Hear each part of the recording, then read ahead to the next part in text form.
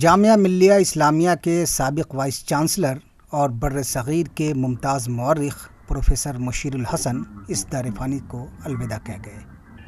Professor مشیر الحسن کی آج یہاں جامعہ ملیہ کے قبرستان میں تدفین عمل میں آئی۔ نماز جنازہ جامعہ کی جامع مسجد میں پڑھی گئی۔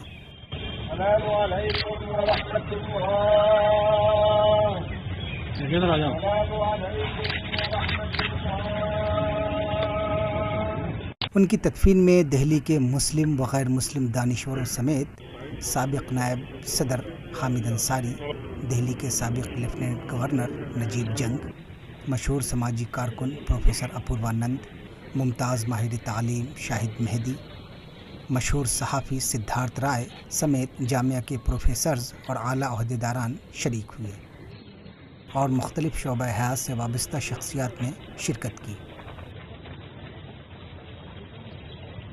وہ تاریخ کے بڑے عالم تھے اور پورے ہندوستان نہیں بلکہ پوری دنیا میں ان کی تاریخ کے حوالے سے شہرت ہے۔ وہ میڈائیول انڈیا کے بہت بڑے عالم تھے، لیکن جامعہ میں جو انہوں نے کام کیا وہ انہوں نے جامعہ کو جدید تر بنایا اور انہوں نے ایک سے ایک نئی عمارتیں بنائیں، اور پھر یہ کہ جامعہ کو ایک نیا لک دینے میں انہوں نے بڑا صدمہ ہے، بڑا نقصان ہے۔ یہ بہت ہی جامعہ کے لیے اٹس اے ویری پینفل لاس، اور پروفیسر مشیر صاحب ایک بہت ہی ریناؤنڈ ہسٹورین تھے، اس میں کوئی شک کی بات نہیں رہی، and his contribution as a vice chancellor was very inspiring. Some of the infrastructural projects was initiated by ہم اینڈ کمپلیٹڈ بائی ہم۔